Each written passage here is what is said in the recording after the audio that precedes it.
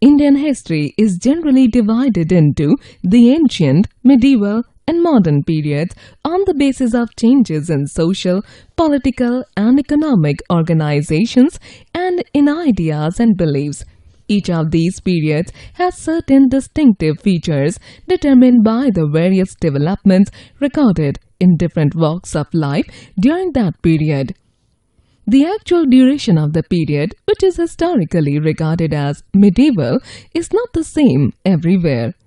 While the medieval period in Europe lasted between 600 and 1400 CE, the medieval period in India extended from the 700 to 1700 CE, which is exactly 1,000 years. It is further subdivided into the early medieval period 700 to 1200 CE and the late medieval period 1200 to 1700 CE respectively. The medieval period major historical trends. Before we start discussing the various events and developments that took place during the medieval period of Indian history, let us try to develop an insight into the political, social, economic, and cultural changes that characterized this period. The initial phase of the period under study was marked by the emergence of regional kingdoms throughout the country. A powerful group of people rose to prominence during this period, primarily as warriors and kings in northern and central India. These people came to be called the Rajputs.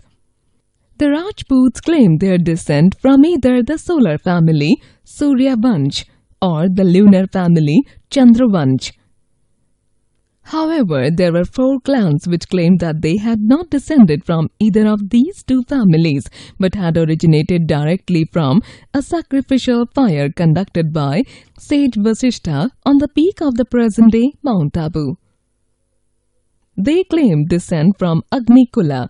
These included the Pratiharas, the Chauhans, Chahmanas, the Solankis, and the Pavars, Parmars. These 4 clans played an important role in the history of this period. Establishment of the Delhi Sultanate following the arrival of the Turks from the northwest and setting up of the Mughal Empire were the 2 most important political events of the period. Feudalism, or the royal practice of granting land to nobles in lieu tributes and military help, was a significant political trend of the period. The important social trends of the medieval age included the proliferation of new castes, the rise of tribal groups with their own distinctive identities and customs, and a sharp distinction between rural and urban areas. The flourishing of trade and the introduction of a more systematic assessment of land revenue were the significant economic trends of the medieval period. In the spiritual sphere, this period marked the emergence of new forms of Hinduism and Islam which were more assimilative in nature. Religious reforms in the form of Bhakti and Sufi movements triggered some of the major developments of the period. In the sphere of architecture, distinctive styles and technologies arose, thereby adding to the grandeur and magnificence of medieval India. In all, widespread cultural diversity was the hallmark of this period, which went on to enrich India's culture and history. Key changes over 1,000 years. Historians use different types of sources to learn about the past, depending on the period of their study and the nature of their investigation. Sources such as coins, inscriptions, paintings, architectural remains, and textual records serve as the link to the past. Medieval Indian history has left behind a rich legacy of archaeological and literary sources which help us reconstruct the history of the period. Archaeological sources. Archaeology is the study of history through the material remains of human life. Archaeological sources may include monuments, paintings, sculptures, inscriptions, and coins. Monuments and buildings.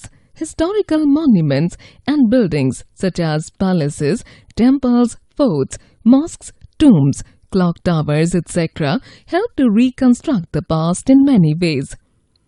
To begin with, these buildings reveal the architectural styles and cultural influences of the period. The famous monuments of the medieval period include the Humayun's tomb, Qutub Minar, mosques such as Quwwatul Islam and Jama Masjid, Red Fort in Delhi and Agra, Taj Mahal, Hoysaleswara Temple, etc.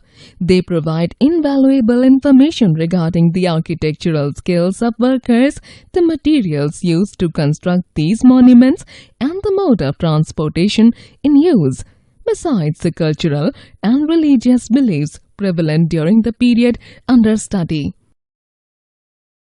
Inscriptions. Inscriptions are writings engraved on solid surfaces, including rocks, metals, pillars, and stone tablets and other structures. Written in various languages and scripts, these inscriptions record royal proclamations, religious instructions, and gifts to temples, people, or villages. Many of these available even today are attributed to the Rajput and Chola rulers. Besides, there are several inscriptions on the walls of the Taj Mahal, the Red Fort, and other palace walls. All these inscriptions usually tell us about the social and economic conditions of the people and sometimes even provide dynastic lists of kings or their genealogies. Coins. Coins give us invaluable information about the polity and economy of a period. The writings on the coins generally convey the names, date of issue, titles and portraits of kings, and occasionally even their dynastic emblem. Coins throw light on art, religion, economic conditions, trade, etc. The composition of the metal or alloy used in the coins tells us about the scientific advancement attained during the corresponding period. Moreover, the distant places where the coins are excavated give an idea about the extent of the empire. The sultans of Delhi, the Mughal emperors, the Cholas and other regional rulers issued many coins. Paintings and sculptures. Paintings and sculptures also give important information about medieval Indian history. The paintings reflected themes of religion, forest life, court scenes, mythological stories, lifestyle of people, and food habits of the times. Different styles of miniature paintings also evolved during this period. The bronze sculpture of the Nataraja, the dancing Shiva, is representative of the sculpture produced during the period.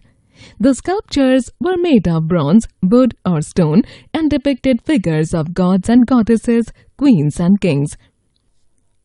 Literary sources. Much of our understanding of the medieval period of Indian history comes from a plethora of written sources. These include both religious and non-religious sources available in the form of biographies and autobiographies, court chronicles, at times called namas in Persian, and historical accounts by pilgrims, traders, and royal ambassadors. The literary sources usually categorized into indigenous and foreign writings covering subjects such as religion, economics, politics, culture, etc. A variety of languages such as Persian, Sanskrit, Arabic, Urdu, and many other regional languages were used to produce this bulk of writings. It is interesting to note that paper was still not in use in the Indian subcontinent during the early medieval period. Palm leaves, bark of birch trees, and animal skins were used as materials for writing. It was only in the late medieval period that paper became the main writing material. Literary sources of medieval history can be divided into following categories. Court chronicles. A number of scholars belonging to this period wrote about history of dynasties of the period. These are known as court chronicles. One well-known example of a court chronicle is Abdul Qadir Badani's Muntakhabut Tawarik, or Selection of Chronicles, a work in 3 volumes that deals with the reign of Babur, Humayun and Akbar. Akbarani's Tarikh-e-Firoz Shahi, an account of Firoz Shah Tughlaq's reign, is another famous court chronicle which describes the history of the Delhi Sultanate. Rajatarangini, authored by Kalhana in the 11th century, provides information about the history of the rulers of Kashmir. Many rulers of this period appointed historians in their courts to record the events of their rule. Usually, historians travelled with the ruler and recorded the events. Abul Fazl's Akbarnama is a fine example of such a work. Its third volume, Akbari, highlights the salient features of Akbar's mode of governance and statistical reports of his empire. A number of foreign travelers, scholars, pilgrims and royal ambassadors visited the courts of different rulers during the medieval period and left behind accounts of the period. Apart from writing about the ruler and his administration, they also focused on the life of the common people. Ibn Battuta, a Moroccan traveler and scholar, visited India during the rule of the Tughlaqs and wrote the Rihla, Travels. This book tells us about the geography of India. Al-Biruni's Tarikh al-Hind, written around 1030 CE when he accompanied Mahmud Ghaznavi on his campaigns into northern India, is regarded as one of the finest foreign accounts of medieval India. Autobiographies and biographies. Biographies including Prithviraj Raso by Chand Bardai and Humayun Nama by Gulbadan Begum, as well as autobiographies such as Babur's Baburnama, also known as Tuzuki Babri in Turkish, and Jahangir's Tuzuki Jahangiri in Persian, were written during this period. The Baburnama provides detailed information about the flora and fauna of Hindustan, while the Tuzuki Jahangiri provides a fascinating insight into the court politics during this period, besides giving details of the emperor's personal life. Firoz Shah Tughlaq also wrote his own autobiography titled Futuhat-e Firoz Shahi, Writings of Foreign Travellers. The writings of many European travellers like Duarte Barbosa and Domingo Paes of Portugal, Ralph Fitt, William Hawkins and Sir Thomas Roe of England, Niccolo Conti and Niccolò Manucci of Italy, Bernier and Tavernier of France also serve as valuable sources for the history of the medieval period. Athanasius Nikitin's visit to India is described in his book The Journey Beyond Three Seas. Sidi Ali Reis, an Ottoman admiral, was another important foreigner whose travels to India and other countries are recorded in the book Miratul Mamalik, or The Mirror of Countries. Religious literature. The medieval period of Indian history was also the period of the Bhakti and Sufi movements, which spread across the subcontinent and contributed to some fundamental changes in the social and cultural outlook of people at large. These saints and sages associated with these movements composed poems, songs, dohas, etc. in the local languages, which are a reflection on the period during which they wrote. During this period, the religious texts Ramayana and Mahabharata were translated into regional languages. Regional literature. Regional literature of the period was highly acclaimed in the form of stories, poems and dramas such as Jayadeva's Gita Govinda and Chand Bardai's Prithviraj Raso. During this period, texts were composed in different languages such as Marathi, Urdu, Tamil, Persian, Kannada, Arabic and some European languages as well. Calligraphy. Calligraphy is basically the art of writing alphabets in an artistic manner. It was a common feature of the manuscripts written during the medieval period of Indian history. Floral and geometric motifs were used to decorate books and monuments of the period. Although the knowledge of calligraphy had already existed in India, it was only with the Persian influence that a distinctive style emerged. Archival records. Apart from various literary sources discussed above, government documents or archives in the form of royal firmans or decrees issued by. Importance of geographical factor. Geography is one of the most significant drivers of history. In the absence of the concept of space, history would rather be incomplete and devoid of its vital substance. That is why history is often regarded both as the history of mankind and the history of the environment. Keeping this in mind, it is crucial to go back in time in order to understand the geography and environment of the regions that have influenced the history of India. The three major physiographical divisions that have played an important role in the history of the Indian subcontinent are the Himalayan uplands, the Indo-Gangetic plains, and peninsular India. The Himalayan uplands consist of a chain of lofty mountains. Due to weathering and erosion, huge quantities of fertile alluvium are continuously carried down into the plains from these mountains. The three great perennial river systems, that is, the Indus, the Ganga, and the Brahmaputra, are fed by the Himalayan snows.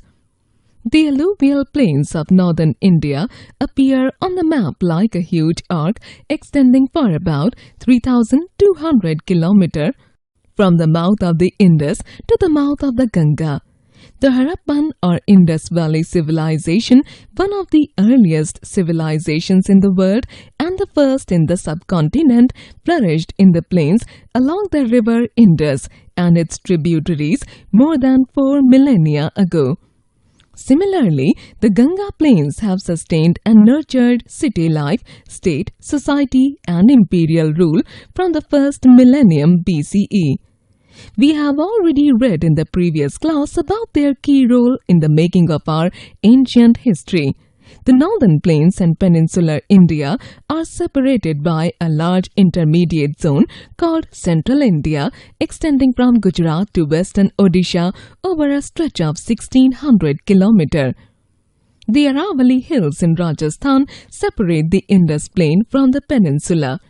The intermediate zone is characterized by the presence of the Vindhya and Satpura ranges and the Chota Nagpur plateau covering portions of Bihar, Bengal and Orissa. This region can be subdivided into 4 sub-regions: the land of the Rajputs between Udaipur and Jaipur, the Malwa Plateau around Ujjain, more popularly known as Avanti in ancient India, Vidarbha or the sub-regions around Nagpur, and the Chhattisgarh plains in eastern Madhya Pradesh or Dakshina Kosala. Despite difficulty in communication and movement across the intermediate zone, contacts between these 4 apparently isolated pockets and between this region and other physiographic divisions did take place. On the southern edge of central India begins the formation called Peninsular India. The rocky formation gently slopes from west to east and 4 major rivers flow into the Bay of Bengal. These 4 rivers, Mahanadi, Godavari, Krishna and Kaveri, have produced alluvial plains and helped the creation of nuclear areas in the plains and deltas, enabling cultural growth to be sustained for prolonged periods through history. The Narmada and the Tapti, however, have a westward flow and run into the Arabian Sea in Gujarat after running through the hilly central India. The Deccan Plateau is the well-known feature of the region. It extends from the Vindhyas in the north to the southern limits of Karnataka. The black soil in Maharashtra and in the adjoining parts of central India is especially rich. The soil yields good crops of cotton, millets, peanuts and oilseeds. It was this reason why the early farming cultures, Chalcolithic, in western and central India emerged here. In the west, the plateau terminates with the Western Ghats, and in the east, its contours are marked by the Eastern Ghats. The Nilgiris and the Cardamom Hills are regarded as offshoots of the basic peninsular formation. Like any other country of the world, the course of Indian history has largely been shaped by the geographical features of India. the Ganga Yamuna Doab, the Middle Ganga Valley, Malwa, Northern Deccan, Andhra, Kalinga, Coastal Orissa, and the Tamil Plains are the major perennial nuclear regions which emerged as bases of power quite early. Smaller areas such as the Konkan, Kannada and Chhattisgarh have also made a mark. Some areas such as the Raichur Doab between the Krishna and Tungabhadra and Vengi between the Godavari and Krishna have been continuously contested for their agricultural resource potential. At most periods of its history, India, though a cultural unit, was torn by internecine wars. Famine, flood and plague killed millions of people. Inequality of birth was given religious sanction, and the lot of the humble was generally hard. This, however, was true for any part of the ancient world of the time. Judged in the context of time, the relations among the people or between the people and the state were fair enough and humane. Unlike Egypt, Mesopotamia and Greece, however, the traditions of India have been preserved without a break to the present day. To this day, legends known to the humblest Indian recall the names of shadowy chieftains who lived nearly 1,000 years before Christ, and the Orthodox Hindus in their daily worship repeat hymns composed even earlier. India and China have, in fact, the oldest continuous cultural traditions in the world. Terms used to describe the Indian subcontinent. Throughout its history, the Indian subcontinent has been known by varied names. During the ancient period, it was referred to by such names as Bharatvarsha and Jambudvipa. The Vishnu Purana says the country lying to the north of the ocean and south of the Himadri, that is, the Himalayas, is called Bharatvarsha. This name is also mentioned in the Rig Veda. South Asia was also called Jambudvipa or the land of the Bud apple tree in the Puranic and Buddhist texts. The term Aryavarta or land of the Aryans is said to have been used by Patanjali to denote the northern part of India lying between the Himalayas and Vindhyas. The Zendavesta, the sacred book of the Parsis, describes the subcontinent as Sapta Sindhu or the land of 7 rivers. The ancient Greeks referred to the Indians as Indoi or people of the Indus. During the medieval period, the name that gained popularity was Hindustan. This name is still used in India, and therefore it is important to know how this name came into existence. On a physical map of India, you can notice that the river Indus or Sindhu and its 5 tributaries Ravi, Satluj, Beas, Chenab and Jhelum form the western frontier of India. Sindhu was an ancient Aryan name which could not be pronounced correctly by people who invaded or visited India from northwest. Example, the Iranians, Afghans, Turks, Mughals, etc. In their language, the S became H, so they pronounced the river's name as Hindu. The name Hindustan or the land of the river Hindu came from the term Hindu only. It was from the river Sindhu, Indus, that the people living on the eastern side of the river came to be known as Hindus in medieval India. The terms Hind and Hindustan were used in both Persian and Arabic languages after the Islamic conquests of the 11th century. Thus, the rulers of the Delhi Sultanate and the Mughals called their Indian empire by the name of Hindustan. The term came to be used for the region of India between the rivers Indus and Brahmaputra and the Himalayan and Vindhya mountain ranges. Though the name Hindustan continued to be popular throughout the medieval period, the area which was covered by this name varied widely. During the early medieval period, for instance, the name denoted the land lying between Indus and its 5 branches and the land between rivers Ganga and Yamuna. In the late medieval period, the name came to denote much of what modern India is today, including South India.